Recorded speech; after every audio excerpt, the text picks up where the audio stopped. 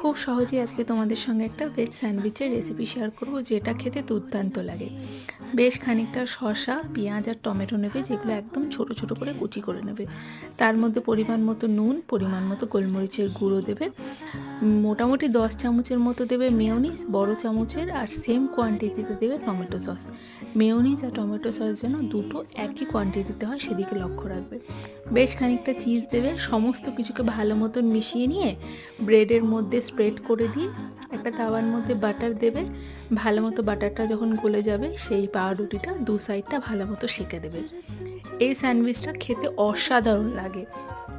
তোমরা যদি চাও তাহলে একটা ডিম সেদ্ধকে ভালো মতো গ্রেট করেও এই স্যান্ডউইচের ভেতরে দিতে পারো, বা তোমরা যদি চাও অল্প একটু চিকেনটাকে ভালো মতন বয়েল করে শ্রেড করে নিয়ে এই স্যান্ডউইচের মধ্যে দিতে পারো, সেটাতেও অসাধারণ খেতে লাগবে।